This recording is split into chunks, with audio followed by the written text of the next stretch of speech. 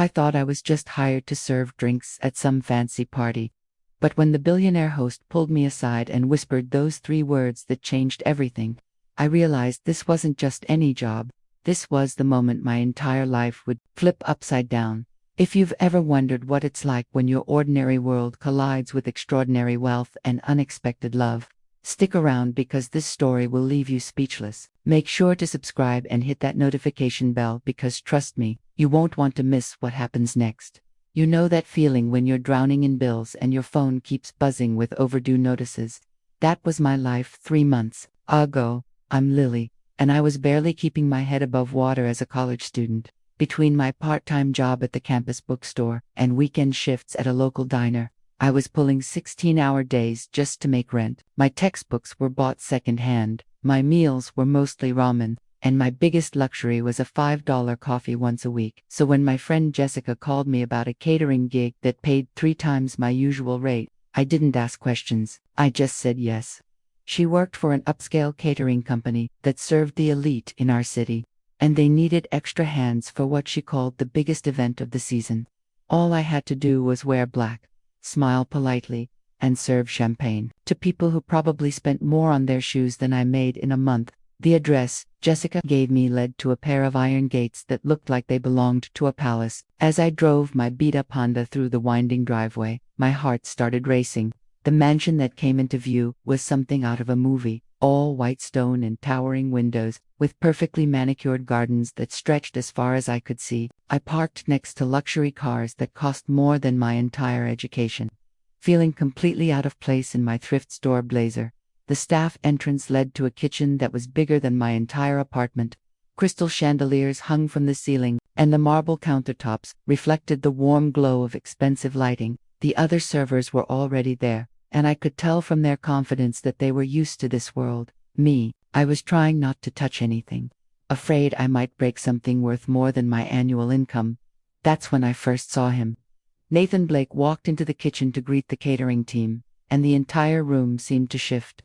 He wasn't what I expected from a billionaire, no flashy jewelry or arrogant demeanor. Instead, he was surprisingly warm, thanking each staff member by name and asking about their families. When his eyes met mine, I felt this strange flutter in my chest that I couldn't explain. "You must be Lily," he said, and I was shocked that he knew my name. "Jessica mentioned you'd be joining us tonight.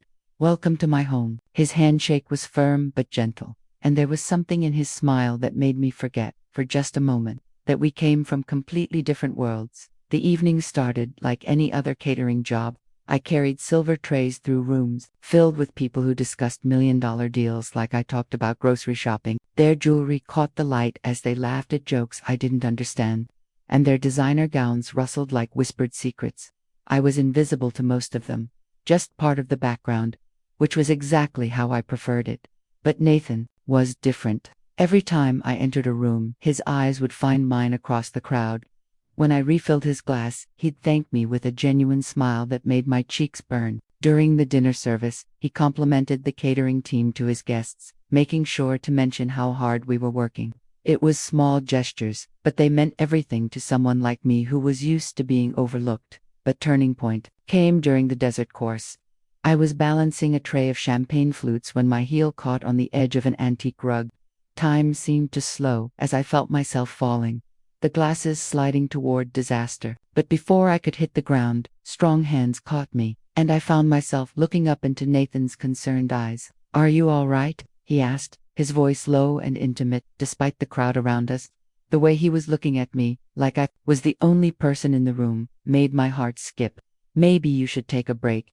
Get some air." I wanted to protest, to insist I was fine, but something in his expression made me nod. He guided me through the crowd to a quiet balcony overlooking the garden, his hand gentle on my back. The night air was cool against my flushed skin, and for the first time all evening, I could breathe better. He asked, and I nodded, embarrassed by how much his kindness affected me. "You don't have to go back in there if you don't want to.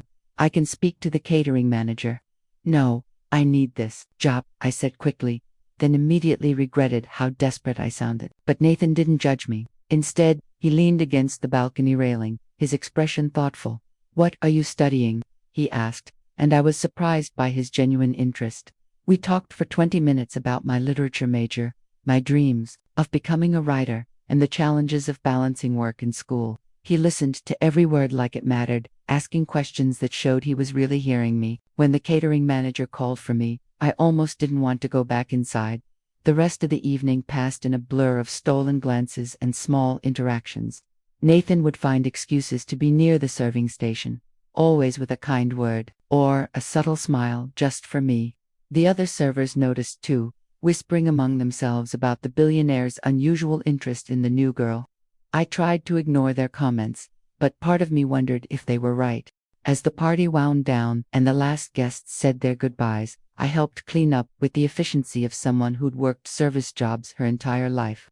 I was wiping down glasses when Nathan appeared beside me, his presence making my pulse quicken. "Lily," he said softly, "would you mind staying for a few minutes? I'd like to speak with you privately." The other servers exchanged meaningful looks, but I followed Nathan through the quiet mansion to his study. The room was warm and inviting, lined with books and filled with the soft glow of table lamps. He gestured to a leather chair across from his desk, and I sat down, my hands nervously smoothing my black skirt. "I need to tell you something," Nathan began, and the intensity in his voice made my stomach flip. Something I probably should have said a long time ago. I stared at him, confused. A long time ago. "But we just met tonight." Nathan's smile was sad and tender at the same time. "No, Lily, we didn't just meet tonight. I've been watching you for over 2 years." My blood turned to ice. "Watching me? What do you mean?" "Not in a creepy way," he said quickly, seeing my expression. "I mean, I've been aware of you. I've seen you at Miller's coffee shop every Tuesday and Thursday, always in the corner booth with your textbooks spread out. I've watched you volunteer at the children's hospital on weekends, reading stories to kids who light up when they see you. I've seen how you tip the barista even when you can barely afford your coffee, and how you always hold the door for the elderly woman who comes in after her doctor's appointments." I felt like the room was spinning. "But how, why, Because I fell in love with your kindness," Nathan said simply. "With the way you treat everyone with respect, regardless of their situation. With how you never complain even when life gets hard. I've been trying to work up the courage to approach you for months, but every time I saw you, I chickened out. How do you introduce yourself to someone when you're afraid they'll only see your money?" The confession hit me like a physical blow. "You're telling me that tonight, this job, it wasn't random." Nathan's cheeks reddened. "I may have suggested to the catering company that they hire additional staff, and I may have specifically requested you when Jessica mentioned your name. I'm sorry for the deception, but I had to meet you properly.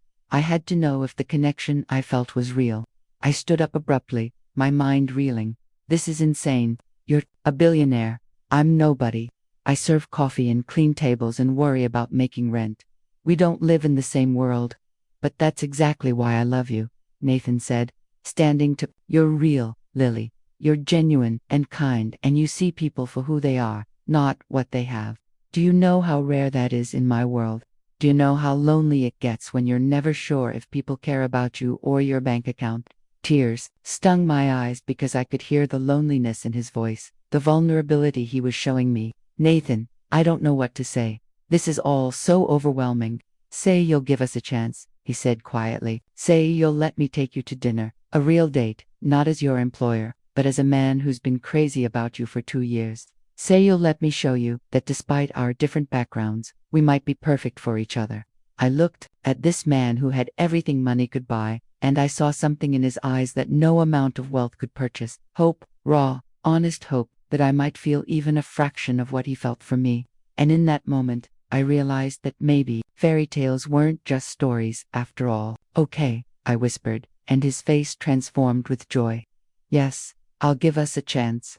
6 months later, I'm writing this story from the study where Nathan first confessed his love. The corner booth at Miller's coffee shop has become our regular spot, where he brings his laptop and I bring my textbooks, just two people sharing quiet mornings together. He's helped me pay off my student loans, but more importantly, he's helped me believe that love doesn't care about bank accounts or zip codes. The other day, he proposed in that same coffee shop, getting down on one knee in front of the barista, who'd been watching our love story unfold. When I said yes, the entire place erupted in cheers. And I realized that sometimes the most beautiful love stories begin with the simplest acts of kindness. You know what's crazy? As I'm sitting here in our shared study, watching Nathan work on his laptop while I write, I still can't believe this is my life. 3 months ago, I was choosing between buying groceries or paying my phone bill. Now I'm planning a wedding with a man who saw past my thrift store clothes and minimum wage, struggles to fall in love with my heart. But here's the thing that really gets me. This isn't just about the money or the mansion or the fairy tale ending. It's about the fact that someone was watching me be kind when I thought no one was looking. Someone noticed the small things I did, the way I treated strangers, the effort I put into making others smile, even when I was struggling. That's what love really is, being seen for who you truly are. And maybe that's the real message here. Maybe there's someone out there right now, watching you be amazing when you don't even realize it. Maybe your ordinary Tuesday is someone else's reason to believe in magic. Maybe your kindness to a stranger, your patience with a difficult customer, your smile when you're having the worst day.